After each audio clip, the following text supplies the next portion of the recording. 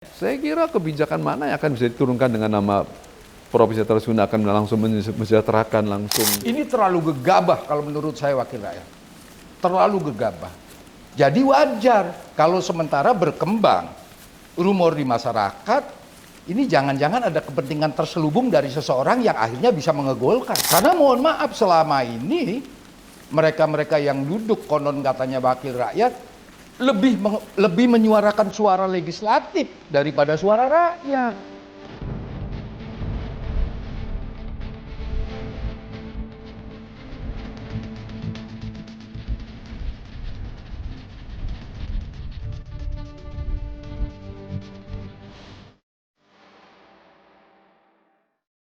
Assalamualaikum warahmatullahi wabarakatuh. Waalaikumsalam warahmatullahi. Pemirsa Radar TV, kita dalam acara ruang publik ini, alhamdulillah, seiring berjalannya waktu, bisa kita ketahui secara seksama ada beberapa isu khususnya untuk di Jawa Barat. Beliau Pak Gubernur KDM punya gagasan, tapi gagasan tersebut apakah hati nurani dari beliau, apakah dari eksekutif maksudnya, apakah dari legislatif yang mengusulkan Komisi 1 Pak Made? Ya, kabarnya. Kabarnya sih. Nah, namun kita uji bahwa isu tersebut sekiranya menjadi sebuah kearifan lokal dan kemaslahatan dari masyarakat Jawa Barat, yang tentunya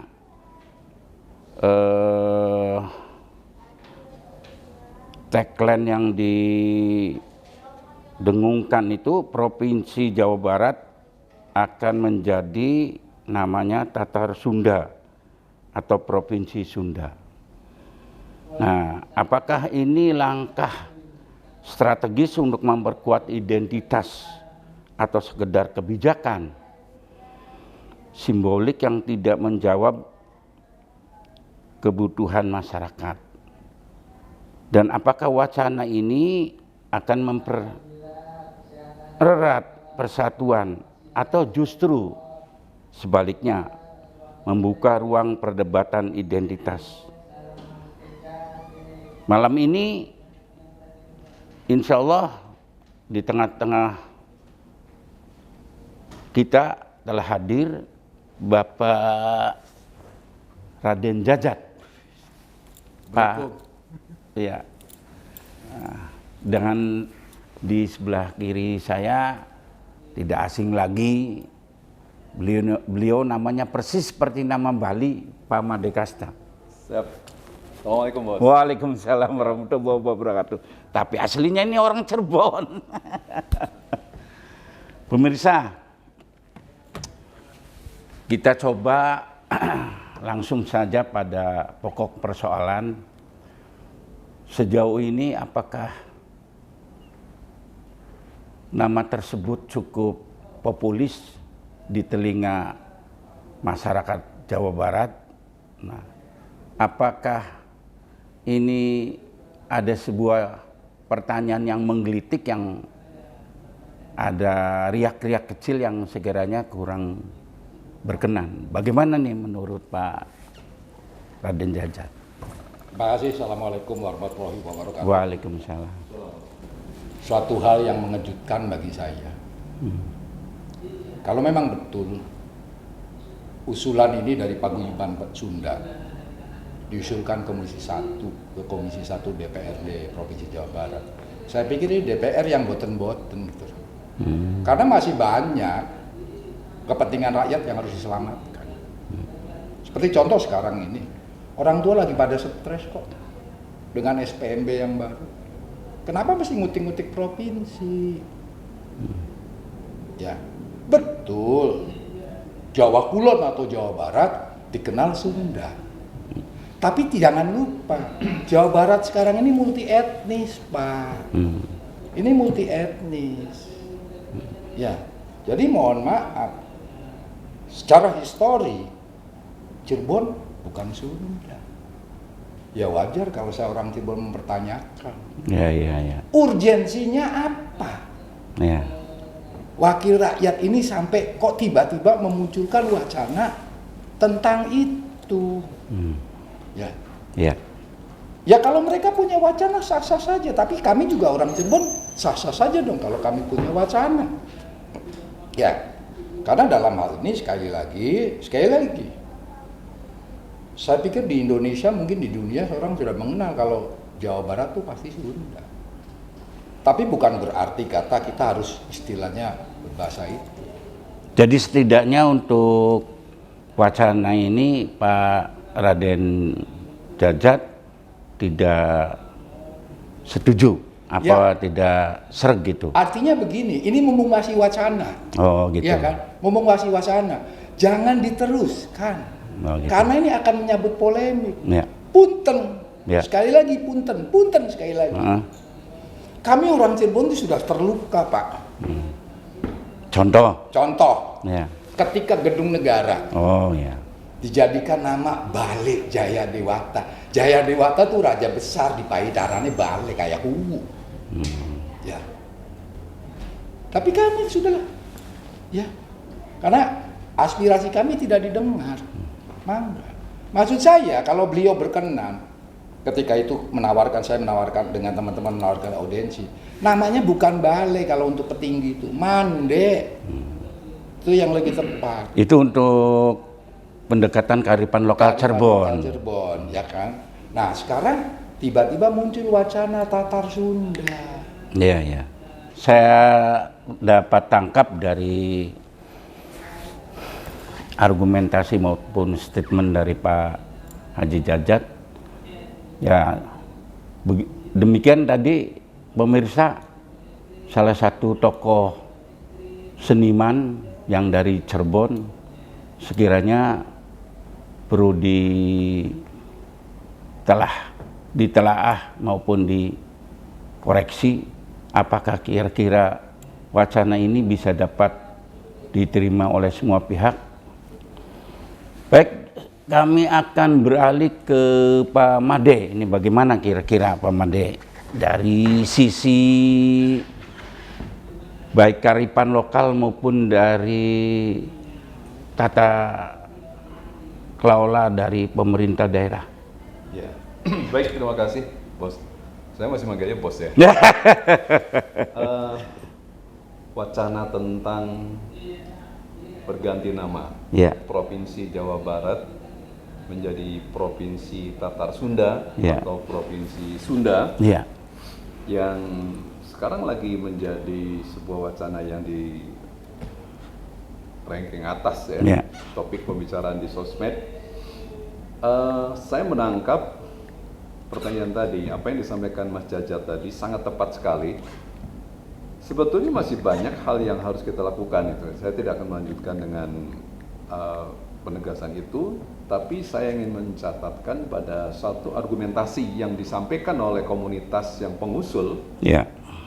Saya mendengar langsung apa yang disampaikan oleh Profesor Ganjar Kurnia, bahwa pergantian nama menjadi Provinsi Tatar Sunda ini perspektifnya kewilayahan gitu.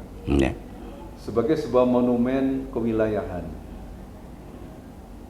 Dan beliau menyampaikan bahwa Sunda itu punya nama besar karena Sunda itu bukan etnis, ya, beliau sudah membentengi dengan etnis, padahal Sunda itu kata beliau punya nama Sunda besar, Sunda kecil gitu kan, dan Sunda itu menjadi lebih tua dibanding dengan Provinsi Jawa Barat. Betul. Ada ruang panjang sejarah nilai-nilai budaya yang kemudian terangkum di situ. Saya ingin menyampaikan pada Prof. Ganjar, pada semua publik yang mengamini pemikiran Prof. Ganjar, saya justru menolak. Suruh baca lagi tuh tentang Sunda besar, Sunda kecil itu siapa yang mencetuskan? Itu yang mencetuskan adalah Portugis pada abad 14. Portugis itu belajar dari tulisan Ptolemeus tahun 150 Masehi itu tentang sejarah ekspedisi tentang pulau-pulau secara geologis. Dan pada tahun 1500-an digunakan oleh Portugis untuk mencari sasaran eksplorasi, dalam hal ini penjajahan. Sehingga dalam tulisan Ptolemeus disebutkan di sebelah timur India itu ada pulau-pulau yang disebut dengan Sunda Besar dan Sunda Kecil. Nah, jadi kalau Prof. Ganjar misalnya mengembalikan mencari nilai-nilai kearifan lokal dengan Sunda, berarti Prof. Ganjar mengamini bagaimana Sunda sebagai sasaran eksplorasi, Mas Jajat. Ya. Sunda Besar, Sunda Kecil itu adalah eksplorasi, wilayah eksplorasi Portugis, wilayah eksplorasi Eropa untuk menjajah Nusantara yang dalam hal ini dikategorikan Sunda Besar, Sunda Kecil.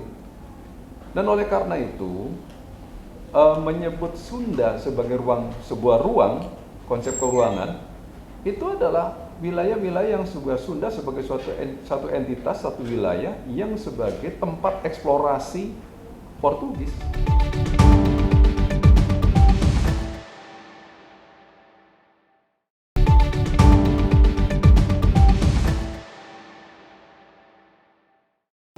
Apakah begini, Pak Made? Pendekatannya mungkin barangkali kerajaan di Jawa Barat, katakanlah di Jawa, itu terdiri dari beberapa. Ada Majapahit, nah Mula Warman, nah itu ibaratnya kerajaan yang tua, yang dedengkotnya berkelas, misalnya di Jawa Barat, makanya adanya yang tertua itu kerajaan Sunda. Sunda apa gimana itu? Pada tahun 1500-an itu ada istilah ya, satu wilayah tempat perdagangan yaitu Sundapura pada zaman Mula Warman abad ke-5. Yang sekarang diduga sebagai satu titik yang sekarang Sunda Kelapa. Dan itu satu kewilayahan. Kalau sekarang kita bicara Sunda ini Sunda etnis gitu loh. Apa yang tadi Mas Jaja sampaikan. Bukan Sunda Besar, Sunda Kecil. Kalau kita Prof. Ganjar menyampaikan ada Sunda Besar, Sunda Kecil, tahun 1950 Muhammad Yamin ketika sebagai Menteri PPPK itu sudah menghabisi, tidak ada lagi istilah Sunda Besar, Sunda Kecil. Sunda Kecil yang di Nusa Tenggara itu menjadi Nusa Tenggara. Sedangkan Sunda Besar sudah selesai dengan Undang-Undang Nomor 5 tahun 50 tentang pendirian provinsi kan. Kalaupun argumentasi dari Pak Made demikian, di tengah-tengah berkecamuknya katakanlah isu terjadi sebuah egosektoral tersebut, di manakah letak Cirebon itu punya daya tawar, daya jual yang tentunya menjadi sebuah kearifan lokal tersendiri. Cirebon baru ada pada abad 15. Betul. Artinya abad 5 Mula Warman, kemudian ada perkembangan sampai ke Kendan sampai Galuh, sampai Pakuan. Itu kan antara Galuh dan Pakuan itu, Galuh Pakuan dan Pajajaran itu saling cerai kawin itu ya. Nah, itu kan sampai akhirnya kemudian satu masa abad 15 baru muncul Cirebon. Dan munculnya Cirebon itu sebagai satu entitas kebudayaan yang memiliki keunikan yang berbeda dengan masyarakat yang sekarang disebut etnis Sunda. Terlepas bahwa diklaim bahwa itu cikal bakal tua mana dan muda mana, bukan itu persoalannya. Bukan itu persoalannya. Kearifan lokal yang punya identitas tersendiri. Nah, makanya kalau boleh saya tangkap ini, di sekitar pesisir timbullah yang namanya nama Caruban atau Cirebon ya, kemudian menjadi sebuah Cirebon gitu ya. Asumsinya sekarang Bos, asumsinya bahwa Jawa Barat ini kita terima sebagai sebuah nama Provinsi Jawa Barat. Ya, tetapi harus disadari di dalam Provinsi Jawa Barat itu tumbuh etnis Sunda, masyarakat dengan kebudayaan Sundanya, Ya. masyarakat dengan kebudayaan Melayu Betawinya, Ya. masyarakat dengan kebudayaan Cirebonnya, Ya. yang memiliki keunikan yang berbeda-beda. Dan ini harus dihargai. Ketika namanya menjadi nama Jawa Barat, nama Tatar Sunda, hilang dong. Hilang dong, Mas Jajat. Ya, Ini yang Hilang. dikhawatirkan mungkin Ya. bisa terjadi Ya. sebuah dinamika tersebut generalisasi tapi gitu. Ya, ada kecenderungan mengarah pada etnocide dalam konteks yang sangat etnocide itu ya pembunuhan etnis. Secara politis kebijakan pemerintahan bisa saja dengan cara mendirikan Tatar Sunda. Ya. Sekarang saja kita ada ketimpangan fiskal secara ekonomi di Cirebon dengan beberapa daerah-daerah yang di Jawa Barat. Ya. Ketimpangan perhatian secara kultural juga sangat. Anak-anak di Cirebon ketika kebijakan sekolah misalnya, itu betapa bahasa Sunda sebagai bahasa mulok wajib. Padahal dia orang Cirebon yang berbahasanya bahasa Cirebon. Tapi di Nah. buku pelajaran sendiri ada juga pelajaran bahasa Cirebon Ya. dan bahasa Sunda. Iya, tapi kan posisinya bahasa Sunda sebagai mulok wajib. Oh. Ini sebuah ketidakarifan ya. Kalau Nah, untuk Cirebonnya sendiri, iya sebagai mulok wajib. oh gitu. Artinya gini, saya kuliah di Bandung, saya juga kuliah di Jawa. Tipologi manusia Cirebon itu adalah tipologi manusia yang hidup bersama dengan orang kebudayaan Sunda. Bisa, dengan Jawa bisa, karena kita dihimpit oleh dua mainstream kebudayaan besar, Sunda dan Jawa. Tapi Cirebon berbeda, sehingga kita harus, mestinya, saya senang lagu-lagunya Doel Sumbang, saya senang lagunya Mawar Bodas. Ya, saya senang dengan lagu-lagu Cirebon. Nah, jangan dong orang-orang Sunda kemudian menilai, oh Jawa koek ke orang Cirebon. Terus nanti ada komunitas orang Cirebon nyebut orang berbahasa Sunda, Sunda koek karena nggak bisa berbahasa Cirebon. Nggak boleh begitu. Kita ini dalam sebuah wilayah yang multikultural, harus saling mengisi. Dan Cirebon biasa dengan menerima kearifan lokal Sunda, kearifan lokal manapun kita biasa menerima. Dan itu harus sebagai bagian yang menjadi entitas kekhasan Cirebon. Orang Cirebon nggak boleh, saya Cirebon, itu Sunda, nggak boleh. Kita menerima Sunda sebagai relasi kebudayaan yang kemudian kita saling mengisi. Dan itulah Jawa Barat.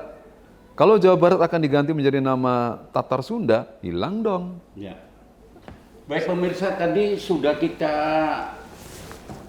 simak secara seksama dari argumentasi pisau analisis Pak Made Kasta yang tentunya ya kalau boleh saya tidak menyimpulkan, tapi kalau boleh saya menganalisis kurang pas, kurang setuju apabila Jawa Barat itu diganti Provinsi Tatar Sunda, gitu ya Pak. Nah, kalau boleh saya berargumentasi, bukan saya, walaupun saya sebagai moderator, ini ada sebuah Pameo mengatakan bahwa ini terjadi sebuah terkikisnya kearifan lokal, adanya primordialisme dalam arti kata sempit. Nah, Sunda itu apakah segalanya? Saya pikir Cirebon itu menyempurnakan adanya Jawa Barat tersebut kalau boleh. Ini ada juga Indramayu ya Pak di pesisir. Ya. Nah kira-kira seiring berjalannya waktu nih bagaimana untuk selanjutnya nih Pak Raden Jajat? Artinya gini Pak ya, sekali lagi tolonglah jangan lukai hati masyarakat. Terutama masyarakat Cirebon. gitu Ya kan? Karena ya seperti yang sampaikan Pak Made tadi, bukan rahasia umum, sudah menjadi istilahnya ketentuan yang baku.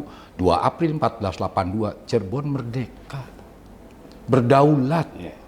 Ya, ditambah lagi ketetapan pemerintah tahun 2010, Cirebon adalah suku bangsa terbesar ke-16 di Indonesia. Itu diakui Pak. Betul, suku Sunda itu berada di peringkat kedua setelah suku Jawa. Artinya Cirebon sudah menjadi suku bangsa. Ya, walaupun Cirebon sendiri multi etnis Pak, carubannya itu loh dari percampuran. Jadi maksud saya Ya, tolonglah hal-hal yang kira-kiranya akan menjadi polemik, gak usah lah yang gitu-gitu, ya, gak usah yang gitu-gitu. Itu yang pertama. Yang kedua, tiba-tiba muncul wacana ini tanpa ada konfirmasi lebih dulu. Betul. Walaupun ada konfirmasi juga pasti menolak. Iya, artinya kan istilahnya kami tidak kaget gitu lah. Iya kan? Kami tidak, kalaupun konfirmasi kami juga menolak, ya kan? Sekarang seperti contoh. Bukan rahasia umum. Saya pernah mengatakan ketika masih 27 provinsi di Indonesia. Ya. Satu-satunya ibu kota provinsi di Indonesia hanya Jawa Barat yang tidak punya pelabuhan laut. Ketika itu saya ngajukan wacana, sepertinya sudah layak nih Cirebon jadi ibu kota provinsi.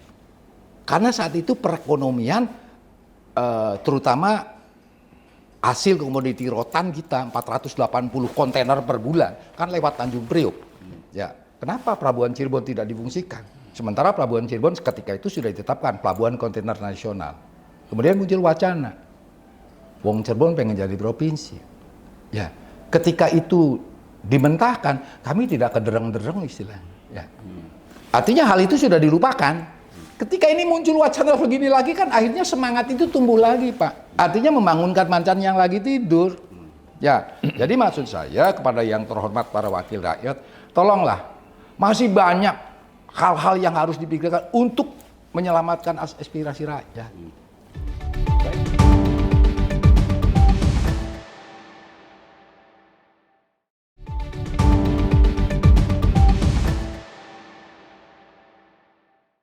Baik pemirsa, kalau boleh kita masuk ke ranah keterkaitan tentang Undang-Undang Nomor 11 Tahun 2010 tentang cagar budaya.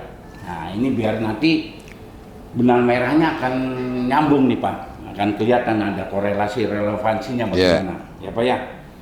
Bahwa landasan utama yang mengatur kriteria dan pendaftaran benda, bangunan dan diduga cagar budaya. Nah, PP-nya itu nomor 1 tahun 2022 tentang Register Nasional dan Pelestarian Cagar Budaya. Yang disingkat khususnya mengatur hal yang demikian itu ODCB. Siapa ya? Nah tentunya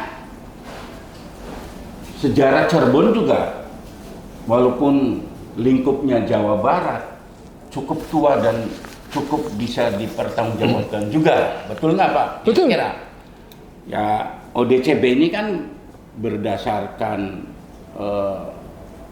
dari filolog, berdasarkan hukum, berdasarkan arkeologi apa ya, terus berdasarkan apa lagi itu Pak Made? Ya, pokoknya tim ahli cagar budaya. Nah, tim ahli cagar budaya bahwa di bumi Cirebon ini juga artinya tidak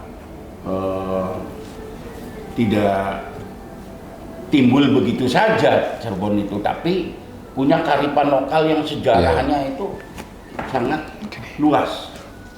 Nah, terutama misalnya kalau di Jawa Barat itu, kalau boleh saya menganalogikan dari kearifan lokal 9 wali di tanah Jawa Barat itu walinya ya adanya di Cirebon, yaitu Sunan Gunung Jati. Hidayatullah Sunan Gunung Jati. Ya, bukan di Ciamis, bukan di Cimahi, bukan di Bandung, bukan di Purwakarta, apa gitu kan, Pak. Ya. Dan itu konon katanya menurut sejarah dari 9 wali tersebut salah satu yang ketokohannya bisa dijadikan umaro dan ulama yaitu Syekh Syarif yang punya protokoler keterkaitan tentang birokrasi. Beliau itu jadi umaro ya ahlinya. Nah, keterkaitan tentang menyangkut masalah kejuhudannya, tasawufnya, beliau itu ya jadi ulama. kurang lebih demikian. Dan itu sejarahnya, kan itu Mbahku Cirebon tersebut ya punya putra dan disandingkan dengan Sesarip. Dan diantaranya itu kan masih saudara dan keturunan dari Prabu Siliwangi. Jadi ini sejarah sebenarnya nyambung. Jadi kalau seandainya hanya mengklaim itu untuk Tatar Sunda, primordialisme dalam arti kata sempit itu sangat kentara sekali kalau demikian adanya ya. Nah kira-kira gimana tambahan dari Pak Made? Saya menambahkan, jadi gini, ini sudah masuk alasan pertimbangan aspek historis nih, Pak Jajat ya. Iya. Kenapa kemudian tidak menjadi bijak ketika sekelompok orang atau bahkan DPRD Provinsi Jawa Barat menyetujui perubahan nama? Sedikit sebelum saya memberikan pernyataan tadi, orang Cirebon, kultur Cirebon kalau yang namanya ganti nama itu ketika ada banyak masalah gitu kan. Iya. Ganti nama karena keberatan naktu gitu kan. Geringan baik. Ya, geringan baik atau karena gubernur-gubernurnya pada kesandung masalah atau pejabatnya. Nah, itu mungkin ganti nama nih gitu kan. Aspek kepribadian historis harus diakui, harus dipahami meskipun misalnya kita punya sumber-sumber di naskah Carita Purwaka Sorbanagari. Harus diakui bahwa berdirinya Kesultanan Cirebon Mangadeg pribadi, Sunan Gunung Jati menyatakan berdiri tidak mengirim upeti lepas dari Pajajaran. Apa faktor itu nih kira-kira menjadi sebuah framingnya demikian? Ini artinya apa? Kemudian yang saya perlu harus ditangkap oleh teman-teman, oleh semua sedulur-sedulur semua, saudara-saudara semua, bahwa Prabu Siliwangi selaku kakek itu kan dari Sunan Gunung Jati itu meridoi kalau cucunya ini akan meneruskan tampuk kekuasaan di Jawa Barat, meneruskan perjuangannya dan membentuk sebuah kerajaan, bukan kerajaan namanya Kesultanan, Kasunanan Cirebon. Nah ini restu, mana mungkin kalau nggak restu. Nah kemudian di jajaran Wali Songo setelah sepeninggal Sunan Ampel, Sunan Gunung Jati didaulat sebagai penata gama Rat Bumi Sunda Bumi. Artinya? Jadi dia adalah pemimpin contoh teladan agama untuk seluruh tanah Sunda, Rat Sundawi. Jadi Sunda di situ, bukan Cirebon. Jadi Sunan Gunung Jati itu punya tugas untuk mengislamkan Jawa Kulon.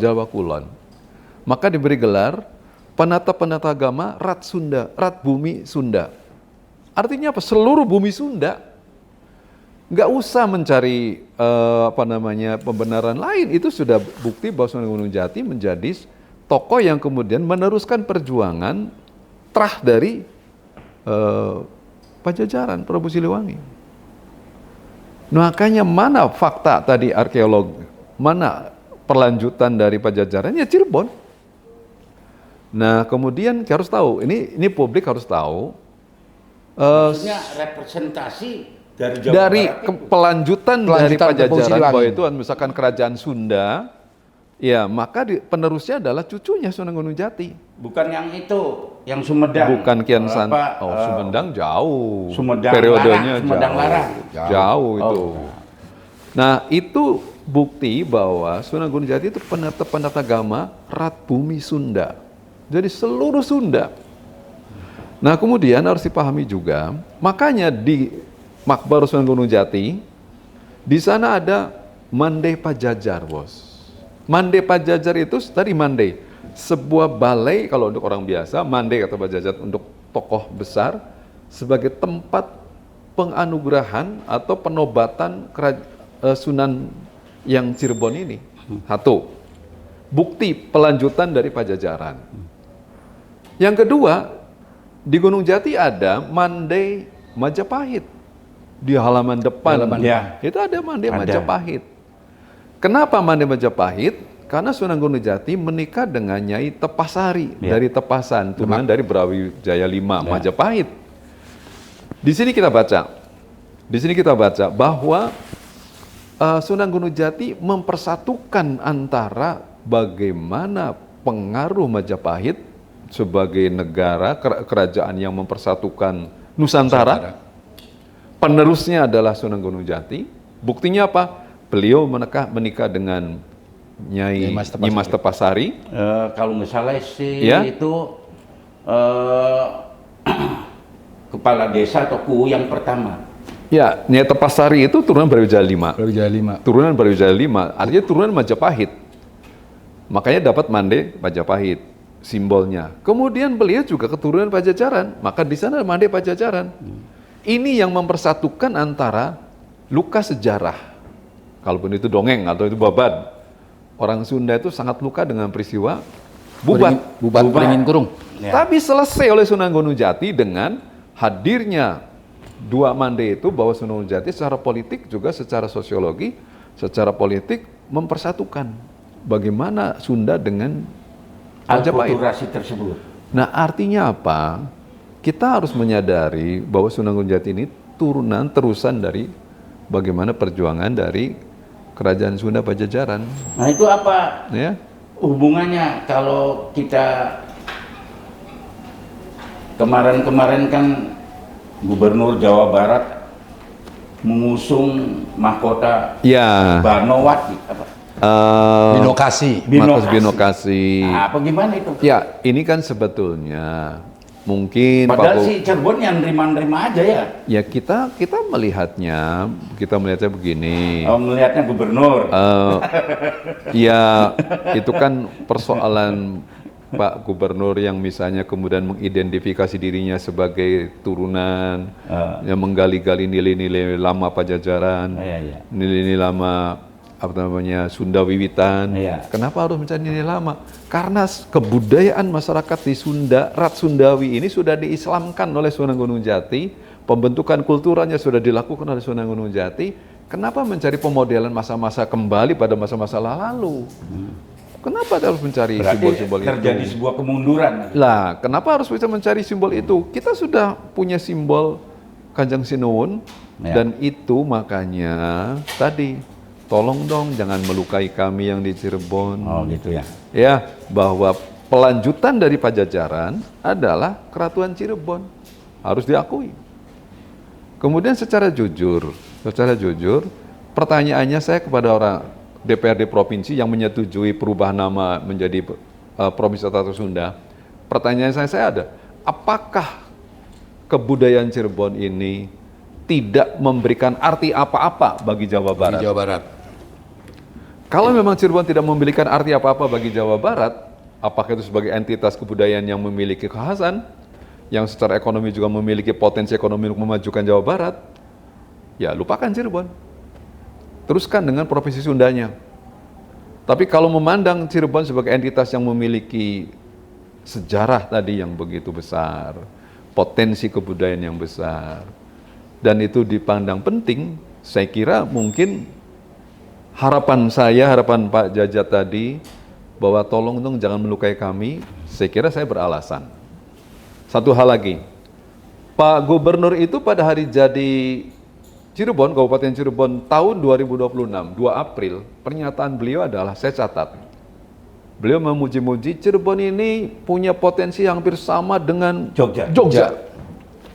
Artinya apa? Beliau secara verbal menyampaikan Cirebon punya potensi, nilai-nilai yang bisa dikembangkan. Loh, kenapa sekarang mau diberangus, dihilangkan dengan nama Tatar Sunda? Itu hilang Cirebon. Ya, saya kira ini menjadi pertimbangan, sehingga ya teruskan. Kami orang Cirebon punya satu keyakinan mensiku orang. Mensiku itu begini, kalau anggota DPRD, kalau Pak Gubernur itu misalkan meneruskan ngotot untuk meneruskan nama Provinsi Tatar Sunda berarti, nih bos, Ya. menghilangkan jasa besar leluhur Cirebon, Ya. Sunan Gunung Jati Sunan yang Gunung. telah mengislamkan dan memajukan Jawa Barat. Nah, kalau leluhur kami setuju, Allah meridhoi, mungkin jalan provinsi itu. Ya. Tapi kalau leluhur kami tidak setuju, Allah tidak ridho, saya nggak tahu apa yang terjadi untuk mereka. Ya.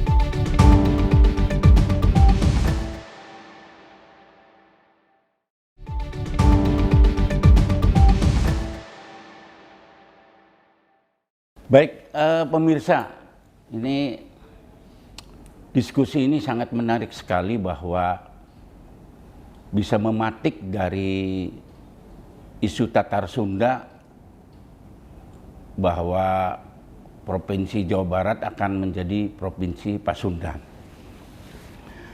Pak Jajat, Pak Raden Jajat, apakah ini merupakan sebuah pemicu dengan adanya luka tersebut yang sekiranya, kalau boleh saya tangkap nih, sebagian besar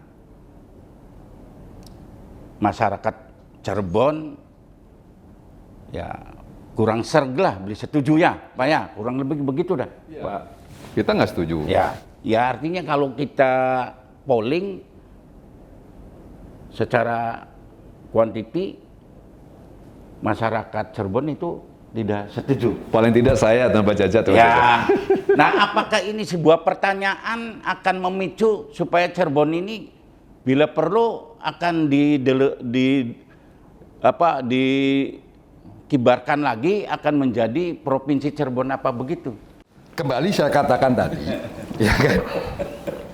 Ya saya mohon maaf ya buat saudara-saudara saya yang dari Indramayu, dari Subang, yang istilahnya Pantura ya.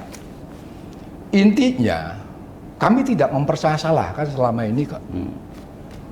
Saya mudah-mudahan, sekali lagi mudah-mudahan, ini hanya test case untuk orang Cirebon.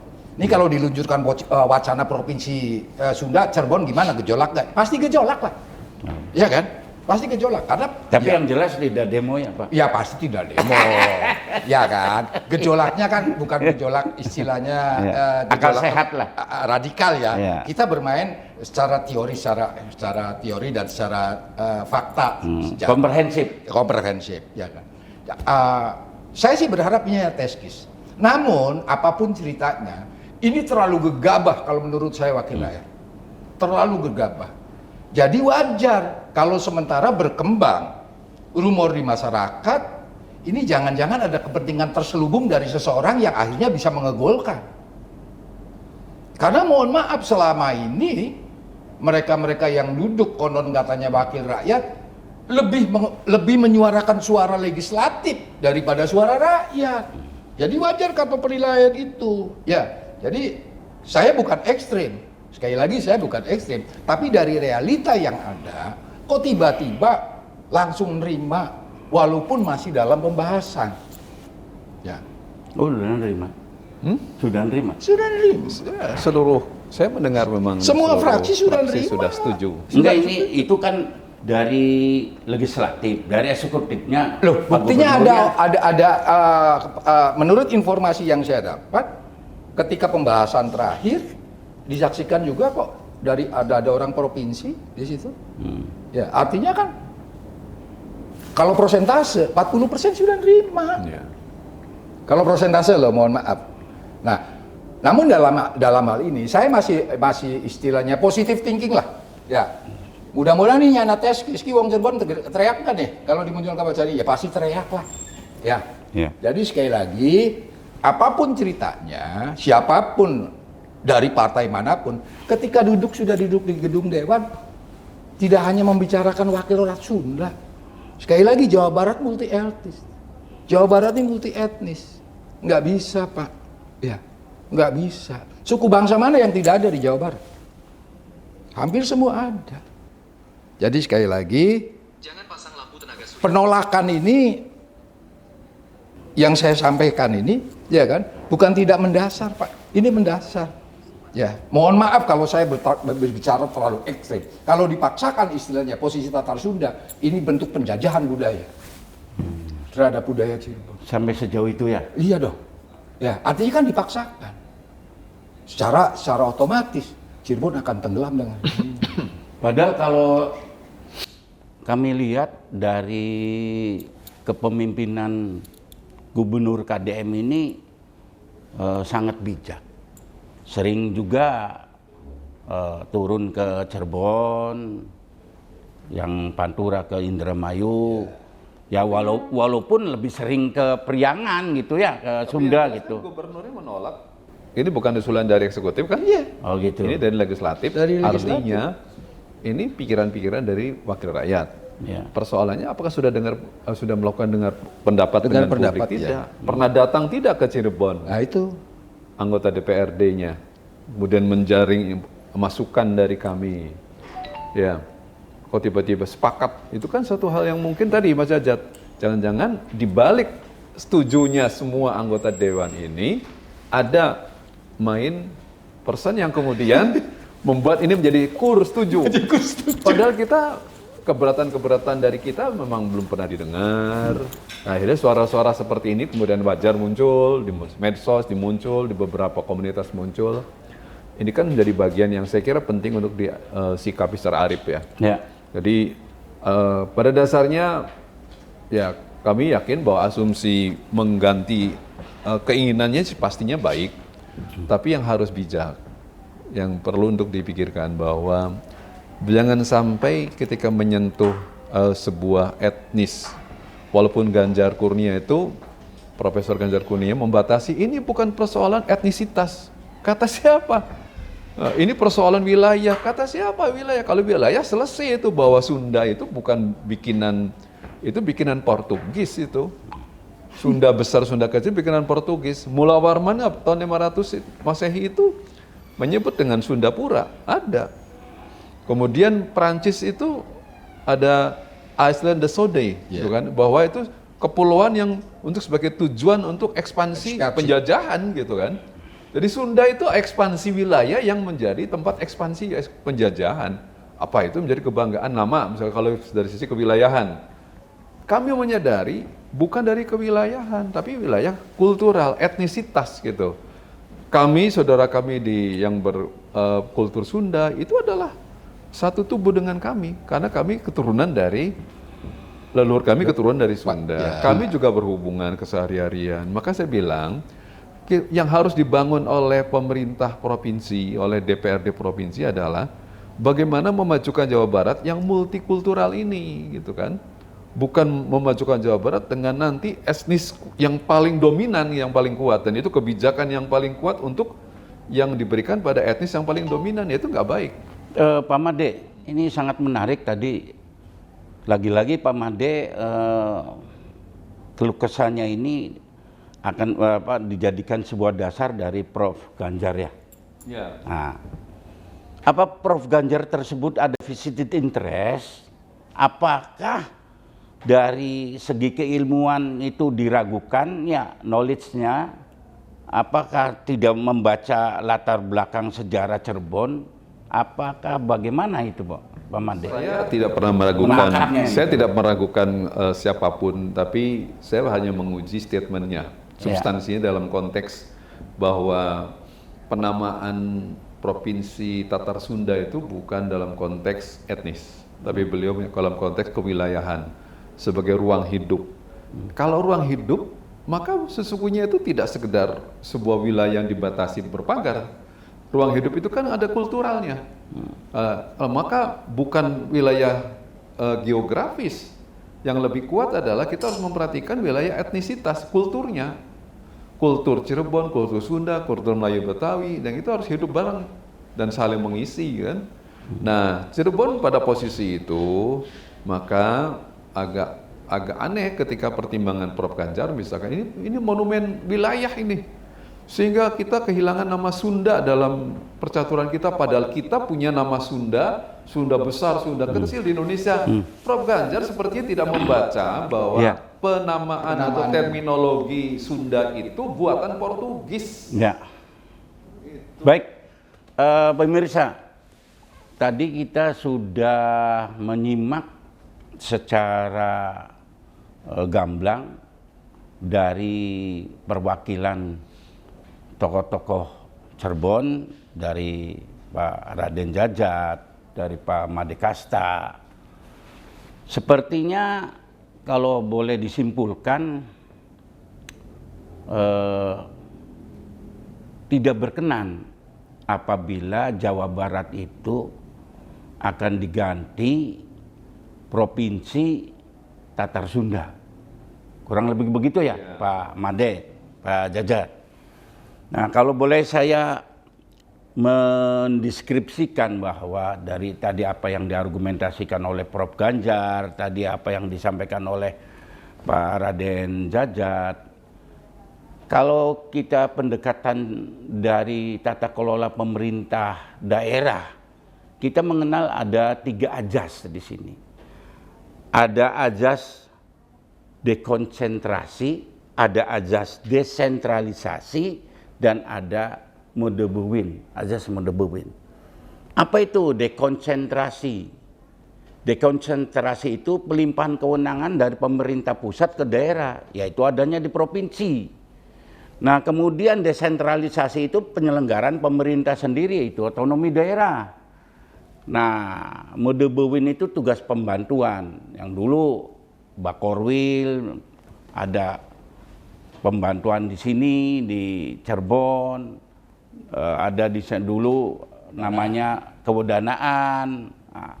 Nah, ini kembali lagi bahwa ini sebuah kewilayahannya, Pak Made, kata Prof. Ganjar ya.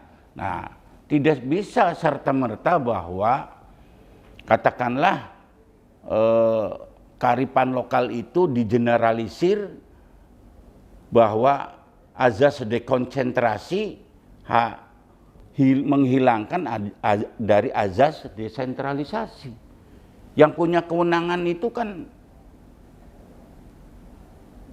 walaupun ada gubernur, kan di situ ada bupati maupun wali kota. Artinya punya wakilnya tersendiri, ya digodok juga. Nah, soyagangnya mangga dari perwakilan rakyat yang ada di kota Cirebon, yang ada di Kabupaten Cirebon, ya bersuaralah apa yang sekiranya baik untuk masyarakat Cirebon kota maupun kabupaten, termasuk wali kota dengan pak bupatinya. Iya, jangan samuhun sawiyo saja ya. Nanti iya, apakah terjadi sebuah paranoid gitu ya, Pak Made? Ya, yang menarik kan gini, di perjumpaan kita ini tadi diskusi kita mengarah bahwa keinginan untuk mengubah nama Provinsi Jawa Barat menjadi Provinsi Tatar Sunda itu sepertinya clear dari legislatif. Pertanyaan kita semua. Baik itu pertimbangan dari pendekatan sejarah, pertanyaan pendekatan dari segi geografi, pertanyaan kepemimpinan, saya, gitu. Apakah kita tidak pernah membaca? Jangan-jangan ini juga keinginan gubernur yang ingin kemudian melegitimasi dirinya sebagai katakanlah pewaris dari Pajajaran. Titisan Beberapa indikasinya. Nah, ini yang tadi sudah didiskusikan kan, pemirsa. Jadi ini sangat menarik nih diskusi ini ya. Bukan, menurut saya bukan keinginan dewan saja. Di balik itu ada skenario. Mohon maaf kalau misalnya salah. Ada pengamatan saya, ada skenario dari gubernur. Misalnya dimulai dari mana? Ketika Gedung Negara diganti simbol, diganti nama menjadi nama Balai Jaya Dewata. Beliau kemudian ada ini, dan sah-sah saja. Apa namanya? Ya, Mahkota. Sah-sah saja kalau itu dilakukan oleh gubernur. Mahkota. Beliau adalah orang yang punya kewenangan untuk itu. Ya. Tapi apakah kemudian seperti kritik Mas Djajat? Apakah sudah bijak untuk penamaan itu? Itu pertama. Yang berkuar-kuar Mas Djajat, yang lainnya diam. Yang kedua, ada event Milangkala, Tatar Sunda. Parade di mana-mana itu di wilayah-wilayah termasuk di Cirebon. Ini sebuah penanda dari bahwa kita sedang diberi stempel loh. Cirebon ini menjadi bagian Pajajaran. Dengan acara Milangkala Tatar Sunda itu sudah saya baca itu. Nah itu juga yang berkoar-koar Mas Jajat. Dan Pak Made. Saya pelan-pelan bisik-bisik. Ya, nah itu meningkat lagi. Kalau misalnya menggunakan politik balon gas, wah yang berkoar-koar Pak Jajat kok sedikit kok. Lanjut sekarang dengan provinsi. Test case itu ya. Nah provinsi baru kita ngomong kan. Ya. Ya, jadi ini sebetulnya antara kalau memang tidak ada by setting, antara pikiran atau kehendak dari gubernur jangan-jangan sama dengan kehendak, tapi tidak sama dengan kehendak kita. Nah bagaimana mempertemukan ini ya saya berharap pertama kalau bisa nggak usah deh mikirin yang begini-beginian gitu kan, nggak usah mikirin ngapain sih mikirin rakyat aja lah dikira kita lagi pusing mikirin ekonomi harga dolar. Apa ini mikirin MBG, inflasi, KDMP itu kan isu-isu nasional yang lagi menjadi memusingkan. Kemudian tadi kesulitan hidup masyarakat, bikin isu-isu yang kemudian ini tidak substantif untuk memajukan. Apakah dengan nama Provinsi Tersunda langsung otomatis kita akan menjadi sejahtera?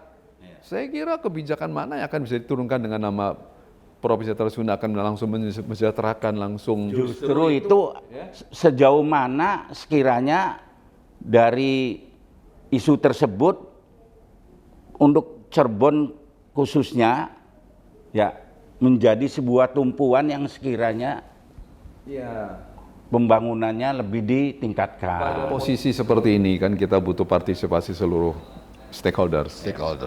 Oleh karena itu janganlah melukai manusia Cirebon, orang Cirebon dengan pembangunan atas nama Jawa Barat. Deddy Mulyadi itu luar biasa, gubernur yang luar biasa, hebat, peduli sosialnya tinggi, pembangunannya bagus.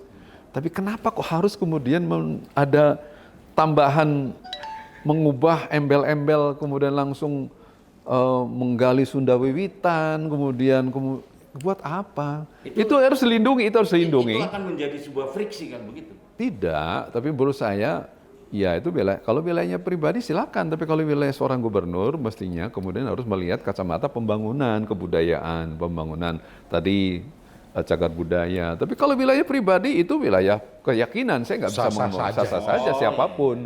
Tapi sebagai gubernur yang kemudian memiliki power untuk memajukan kebudayaan Cirebon atau kebudayaan di Jawa Barat, saya berpikir tolonglah lebih arif untuk tidak melukai dengan cara menggali kembali yang sebetulnya ini telah selesai oleh satu fase pada masa Sunan Gunung Jati yang kemudian Rat Sundawi itu sudah selesai gitu kan. Dan Cirebon ini pelanjut. Kenapa kemudian Cirebon? Kenapa tidak menjadi provinsi Cirebon misalnya? Jawa Baratnya. Karena pelanjutan dari Pajajaran. Ya Cirebon bisa dewek, Pak. Artinya gini ya, kita nggak usah terlalu artifisial mengada-ada yang terlalu tidak berdampak langsung pada kesejahteraan masyarakat. Saya kira ini penting untuk disentuh. Jadi pemirsa, tadi apa yang di closing statementnya dari Pak Made, ya katakanlah bahwa Cirebon sendiri punya kearifan lokal yang sekiranya masuk dikategorikan sangat potensial ya, dan itu dari segi alkulturasi, dari segi kultural yang di pantai Gunung Jati, ada dari negara Arab, ada dari negara Cina, ada dari Eropa sendiri, kemudian dari Sundanya, dari Sumateranya, itu berbaur ya gitu ya Pak ya. Jadi intinya jangan digeneralisir bahwa Cirebon ini akan manut dan akan menerima bahwa bagian dari Provinsi Tatar Sunda. Jadi intinya tidak setuju ya Pak Made ya, kurang lebih begitu. Nah ini untuk Pak Jajat, closing statementnya apa ini Pak? Sekali lagi saya mohon pada yang terhormat para wakil rakyat, Jangan lukai hati rakyat. Termasuk Pak Deddy itu, Pak. Iya kan? Nah, Karena masih banyak kok kebijakan-kebijakan wakil rakyat untuk rakyatnya. Nah, khusus untuk Pak Gubernurnya sendiri bagaimana? Dan untuk Pak Gubernur ya Jangan didengar gitu ya. ya artinya Masukan begitu. masukan kalau betul itu bukan dari eksekutif, nggak usah didengar, Pak. Tapi tadi Ya, dari argumentasi Pak Made bahwa itu sebenarnya jangan-jangan itu Ya. skenario-nya Pak Gubernur gitu. Artinya Nah, begini. menurut Pak Jajat apa gimana nih? Artinya begini, dari apa yang pernah terjadi, Ya. kebetulan saya yang mengkanter, Ya. itu semua idenya beliau. Ya, namun saya tidak sudon. Ya itu tadi tiba-tiba main setuju, jangan-jangan ada kepentingan seseorang terselubung. Maaf, saya tidak sudon. Tapi kok tiba-tiba DPR setuju? Ada apa dengan ini? Jadi sekali lagi, jangan lukai kami wong Cirebon. Ya, jangan lukai kami wong Cirebon. Cirebon punya marwah. Cirebon punya adat, punya budaya, punya tatanan, punya tradisi. Intinya, kami wong Cirebon jauh lebih dulu bertoleransi dengan multi etnis yang ada. Nah sekarang Jawa Barat juga multi etnis. Jadi sekali lagi, secara pribadi saya menolak keras. Ya. Baik pemirsa, ini apakah isu tersebut yang dimainkan dari segelintir orang maupun perwakilan dari katakanlah wakil rakyat ya. Biasanya hal-hal yang demikian itu kalau di pemahaman Islam itu ada namanya istizrot apa Pak? Ya biasanya itu akan diulur gitu. Istizrot itu mungkin dia oleh Allahnya akan diturutin aja lah apa. Tapi dibalik itu sebenarnya tidak berkenan dan bukan ridho Allah sebenarnya hal yang demikian itu. Jadi sekali lagi ini perwakilan dari masyarakat Pak Made Kasta maupun Pak Jajat, pada dasarnya masyarakat Cirebon baik kota maupun kabupaten tidak setuju dengan adanya penamaan perubahan nama dari Jawa Barat ke Tatar Sunda atau Provinsi Tatar Sunda. Nah, demikian pemirsa, ruang publik ini semoga bermanfaat dan insya Allah kami akan lanjut pada isu-isu yang berikutnya yang akan lebih bisa mendidik dan bisa mengedukasi masyarakat Cirebon khususnya dan Nusantara pada umumnya. Terima kasih. Assalamualaikum warahmatullahi wabarakatuh. Waalaikumsalam warahmatullahi wabarakatuh.